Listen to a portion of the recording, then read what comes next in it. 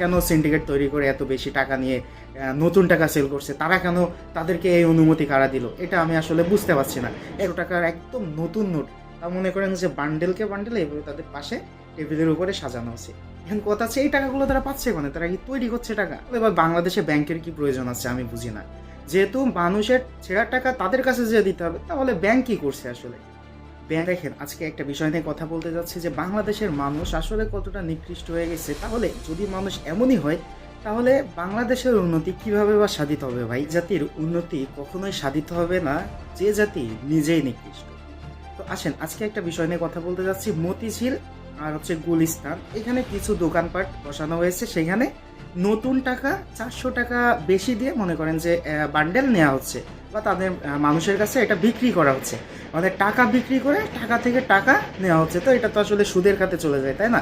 তো এখন আমার কথা হচ্ছে ভাই, যে ব্যাংক থেকে তারা টাকা কিভাবে নিচ্ছে, আর এই যে 1000 টাকার নোট, সরি 1000 টাকার বান্ডেল 10 টাকার নোট মনে করেন যে নিতে গেলে 400 টাকা বেশি দিয়ে নিতে হচ্ছে, এইটা কি আসলে মানে তারা কি আইনের থেকে পারমিশন নিচ্ছে, বা তাদের কি অনুমতি আছে যে এই টাকা এইভাবে বিক্রি করার অনুমতি কি তাদের কাছে আছে? তারপরেও কেন খোলামেলা এইভাবে এই দোকানপাটগুলো এইভাবে বসিয়ে মানুষের কাছ থেকে বেশি টাকা নেওয়া হচ্ছে? আসলে আমার ভাই বুঝে আসে না। তো এখন কথা হচ্ছে যে ঈদের সময় পোলাপান নতুন টাকা পাইলে হয়তো বা খুশি হয়, একটু বেশি খুশি হয় যে না, নতুন টাকা আমাকে দিয়েছে বা আমি নতুন টাকা পাইছি। তো বাবা যারা আছে তারা চেষ্টা করে যে সন্তানদের একটু হ্যাপি রাখার, খুশি রাখার। তো এখন কথা হচ্ছে, আপনি সাধারণ মানুষ হয়ে আপনি যান যে ব্যাংকে যে কথা বলেন যে আমার 10 টাকার বান্ডেল লাগবে 100 পিস, তারা কি দিবে?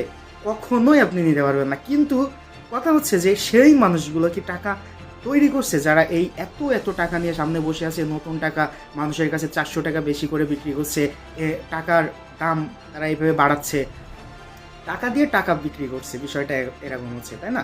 সো এখন আপনি ব্যাংকে যে টাকা নিতে পারছেন না, কিন্তু তাদের কাছে কিভাবে এত নতুন টাকা চলে আসছে ঈদের গনে, ঠিক আছে? কেন এইভাবে চলে আসছে? তো এটাতে কি সিন্ডিকেট জড়িত আছে?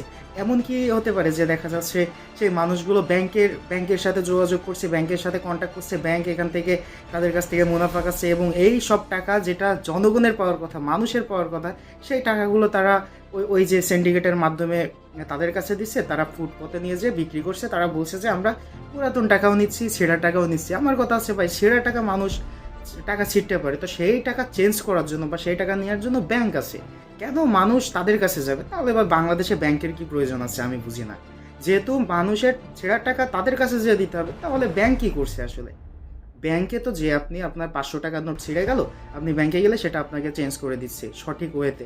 তাহলে তারা কেন সিন্ডিকেট তৈরি করে এত বেশি টাকা নিয়ে নতুন টাকা সেল করছে, তারা কেন তাদেরকে এই অনুমতি কারা দিল, এটা আমি আসলে বুঝতে পারছি না। এখন কথা হচ্ছে যে যেই জাতি নিজেই চায় না নিজের উন্নয়ন করতে, সেই জাতি দেশ নিয়ে কিভাবে ভাবতে পারে? তো আসলে এই জন্যই বাংলাদেশের উন্নয়ন আসলে কখনোই সাধিত হবে না, যেটা আপনারা হাজার চেষ্টা করলেও সম্ভব হবে না, ঠিক আছে? কারণ আপনি দেখেন, হয়তো আমার ভুল হতে পারে, যদি আমি ভুল থাকি তাহলে আমার ভুলটা ধরাই দিবেন, যে এই দোকানপাটগুলো এইভাবে যে বসানো হয়েছে, এইটা কি বৈধভাবে বসানো হয়েছে নাকি অবৈধভাবে বসানো হয়েছে? কারণ আমি ভাই জানি না। আমি দেখছি কিছুদিন ধরে প্রায় সময় আমি দেখি যে এরকম গুলিস্তান, তারপরে আপনার এই এরিয়াতে গুলিস্তান, মতিঝিল এই এরিয়াতে এই দোকানগুলো বেশিরভাগ বসে থাকে। এবং তারা কি করে, তাদের কাছে আমি দেখলাম 2 টাকার নোট, তারপরে 10 টাকার নোট, 5 টাকার নোট, 100 টাকার একদম নতুন নোট, তা মনে করেন যে বান্ডেলকে বান্ডেল এভাবে তাদের পাশে টেবিলের উপরে সাজানো আছে। এখন কথা আছে এই টাকাগুলো তারা পাচ্ছে কোনে, তারা কি তৈরি করছে টাকা? মানে এরা এই অনুমতিটা পাচ্ছে কোথা থেকে? তো এইটাতে আসলে বাংলাদেশের মানুষের বা যারা উপর মহলে আছে তাদের আসলে এটাতে নজর দেওয়া উচিত বলে আমি মনে করছি। কজ দেখেন, যেটার প্রাপ্যটা সাধারণ মানুষের জন্য হওয়া উচিত ছিল, সেই জিনিসগুলো তারা কিভাবে নিজেদের উন্নয়নের তাগিদে ব্যবহার করছে, এটাকে কি আপনি ব্যবহার বলবেন না? তারা 100% সেই টাকাগুলো ব্যাংকের কাছ থেকে নিচ্ছে, তাই না?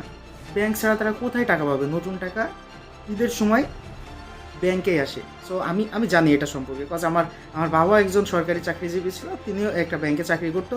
তো আমি যখন ছোট ছিলাম তখন দেখতাম যে তিনি ঈদের সময় নতুন টাকা নিয়ে আসতো ব্যাংক থেকে, নিয়ে এসে ওই যে আমাদেরকে দিত।